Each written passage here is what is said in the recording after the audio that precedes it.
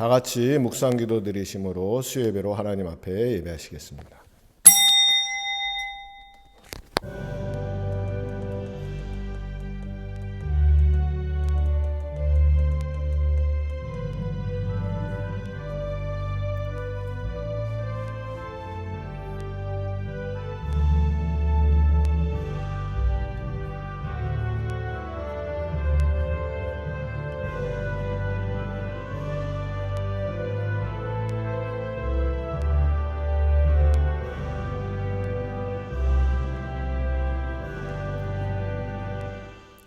전능하사 천지를 만드신 하나님 아버지를 내가 믿사오며 그 외아들 우리 주 예수 그리스도를 믿사오니 이는 성령으로 잉태하사 동정녀 마리아에게 나시고 본디오 빌라도에게 고난을 받으사 십자가에 못 박혀 죽으시고 장사한 지 사흘 만에 죽은 자 가운데서 다시 살아나시며 하늘에 오르사 전능하신 하나님 우편에 앉아 계시다가 저리로서 산자와 죽은 자를 심판하러 오시리라. 성령을 믿사오며 거룩한 공회와 성도가 서로 교통하는 것과 죄를 사하여 주시는 것과 몸이 다시 사는 것과 영원히 사는 것을 믿사옵나이다. 아멘.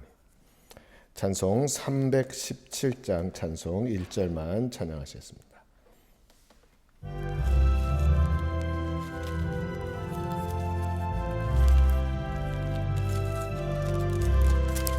내 주 예수 주신 은혜 한없건만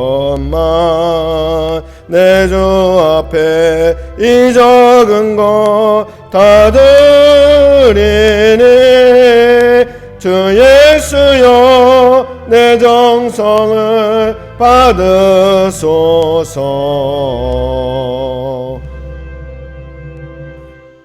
하나님 말씀 보시겠습니다. 하나님 말씀은 요한복음 7장 32절부터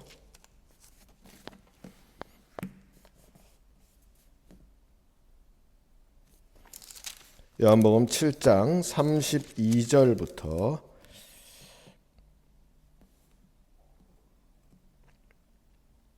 34절까지만 봉독하겠습니다.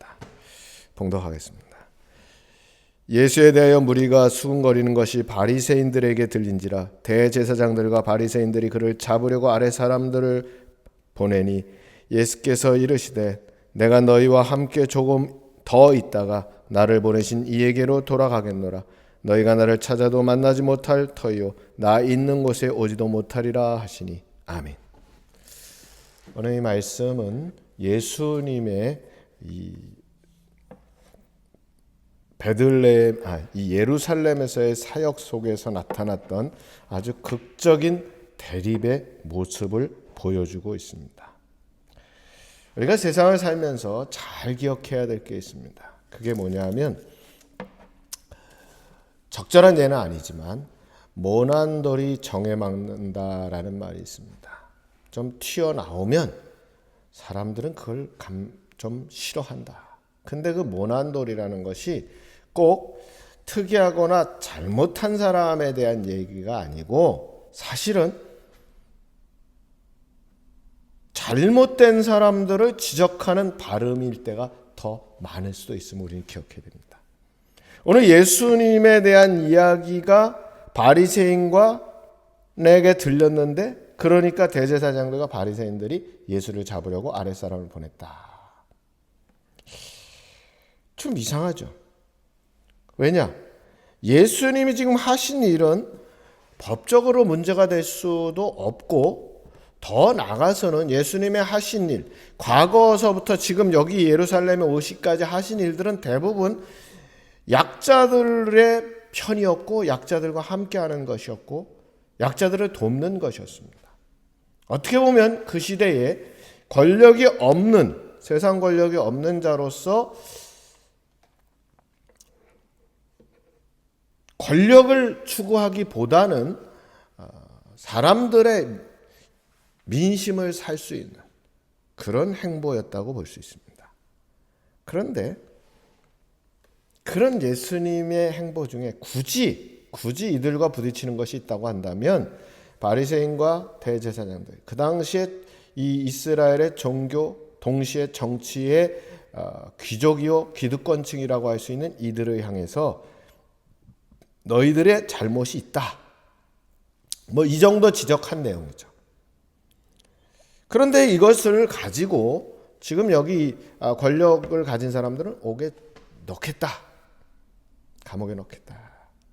세상은 종종 이렇게 될 때가 많이 있습니다. 우리가 잘 아는 미가야 선지자는 여호사밧과 아합 왕이 힘을 합쳐가지고 전쟁하러 나갈 때에 너희들 가면 진다. 가지 마라. 이렇게 얘기했다가 오히려 옥에 갇히는 이런 일이 있었습니다. 예레미야는 역시 시드기야 왕에게 바벨론과 싸우지 마라. 차라리 싸우면 더 비참하게 고통받으니까 차라리 항복해라 했을 때에 예레미야는 마른 구덩이에 쉽게 얘기하면 감금되었습니다. 예수님께서 많은 병자들을 고쳤지만 역시 그랬고 동시에 예수님의 제자들도 많은 병자들을 고쳐줬을 때 오히려 시기가 가득해서 사도행전 5장 8절에 보면 사도들을 잡아다 옥에 가뒀다. 오늘 우리가 참 이것이 쉽지 않습니다. 요즘 우리가 사람을 구속하기 전에 이 사람이 정말 구속당해야 되는가 하는 구속 적부심사 제도라는 것을 가지고 있는데 이게 언제 세워졌느냐? 1679년에 영국에서 인신보호령이라는 것부터 출발했습니다. 왜 이 말씀 드리느냐? 세상 법에서조차도 이제는 저 사람 정말 가둬야 될 만하냐 아니냐를 한 번 더 심사하자 이렇게 생각하는데 종종 그럼에도 불구하고 진리를 전하는 발음을 전하는 이들을 향해서 이런 경우가 종종 있다. 그럴 때 어떻게 해야 되냐? 어떻게 해야 되냐? 예수님은 몇 마디 말씀으로 이런 내용을 정리하고 있습니다. 거기 뭐라고 했는가 하면 예수님께서 내가 너희와 함께 조금 더 있겠다. 이 조금 더 있겠다라는 말씀은 단순히 예수님께서 내가 이제 조금 있으면 6월절에 십자가에 못 박히고 죽어서 부활 승천해서 너희를 떠난다. 이런 의미보다는 내가 너희를 조금 더 기다리겠다. 요한복음 13장 1절에 보니까 6월절 전에 예수께서 자기가 세상을 떠나 아버지께로 돌아가실 때가 이른 줄 아시고 세상에 있는 자기 사람들을 사랑하시되 끝까지 사랑하시니라. 또 베드로는 베드로후서에서 그렇게 말합니다. 주의 약속은 어떤 이에 더디다고 생각하는 것까지 더딘 것이 아니라 오직 너희를 대하여 오래 참아서 아무도 멸망치 않고 다 회개하기에 이르기를 원하시느니라. 즉 예수님께서는 참고 기다리시겠다. 참고 기다린다. 너희들이 비록 나에 대해서 이렇게 행동하지만 나는 너희를 돌이킬 시간을 주겠다. 동시에 이 말씀은 경고의 말씀입니다. 너희가 시간이 얼마 없다. 발음으로 돌아와라. 이사야 55장 6절에 보면 너희는 여호와를 만날 만한 때에 찾으라. 가까이 계실 때 그를 부르라. 너희에게 시간이 얼마 없다. 회개하고 돌이켜라. 고린도후서에 보니까 보라 지금은 은혜 받을 만한 때요. 보라 지금은 구원의 날이로다. 돌이키라는 겁니다. 두 번째로는 뭐라고 말씀하는가 하면 예수님께서 나를 보내신 이에게로 돌아가겠노라. 나는 예수님께서는 이걸 통해서 자신의 일, 사역, 너희의 시간표, 너희의 일정과 다르게 나는 나의 일정을 가고 있다. 즉 나는 십자가의 길을 갈 것이고 그리고 부활하고 승천해서 하나님께로 갈 것이다.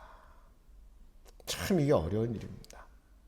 세상 세파 속에서 우리가 발음을 지키고 나의 시간표를 가지고 하나님과 동행하는 삶 속에서 나의 시간표를 가지고 흔들림 없이 그걸 행하는 것, 이것이 참다운 신앙인의 삶의 모습이 되어야 합니다. 또 예수님 말씀했습니다. 34절에 보면 너희가 나를 찾아도 만나지 못할 터이요.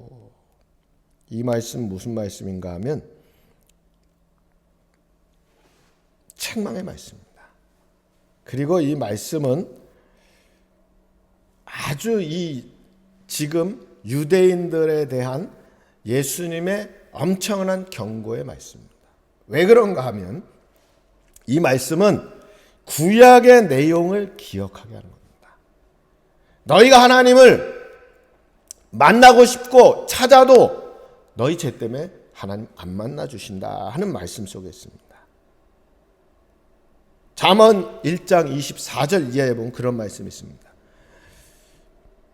내가 부를지라도 너희가 듣기 싫어하였고 내가 손을 펼지라도 돌아보는 자가 없었고 도리어 나의 모든 교훈을 멸시하며 나의 책망을 받지 아니하였은즉 너희의 두려움이 광풍같이 임하겠고 너희 재앙이 폭풍같이 임하리니 그때 너희가 나를 부르리라.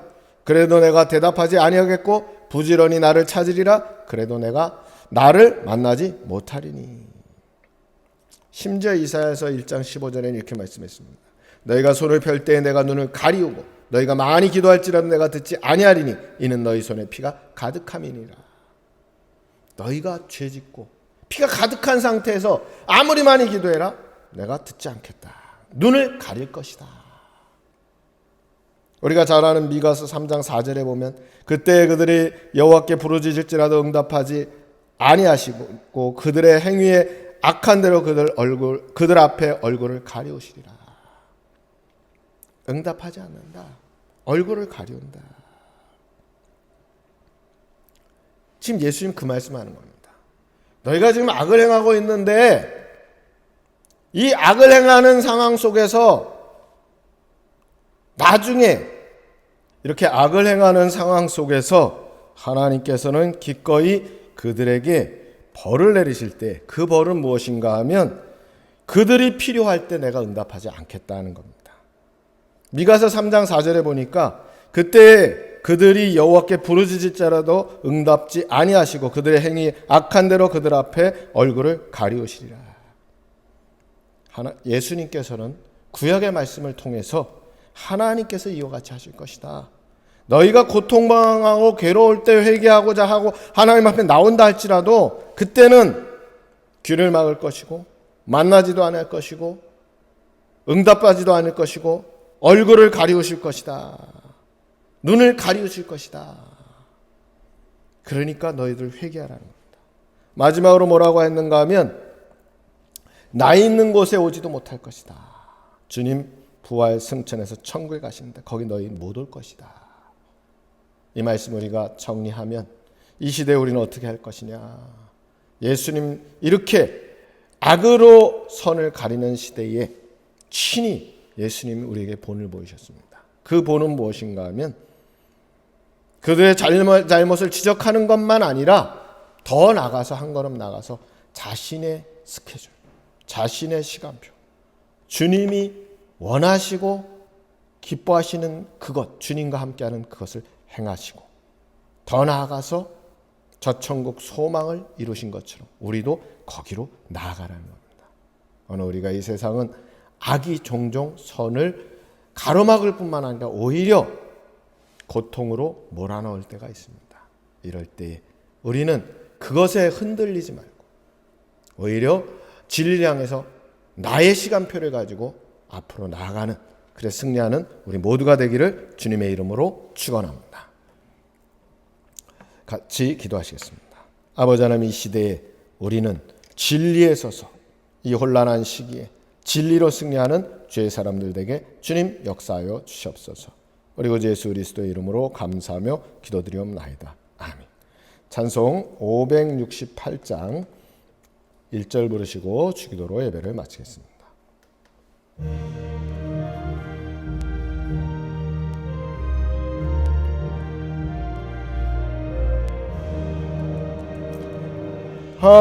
하나님은 나의 목자시니 내게 부족함이 없으리로다.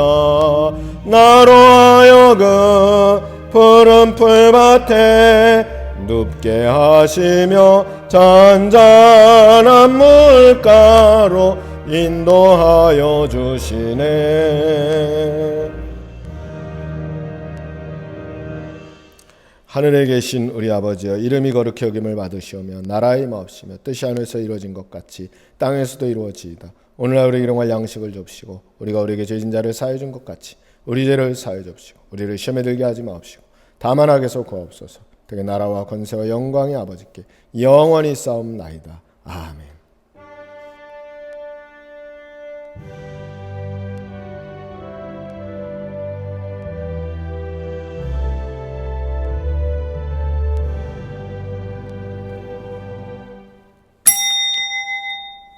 예배를 마쳤습니다.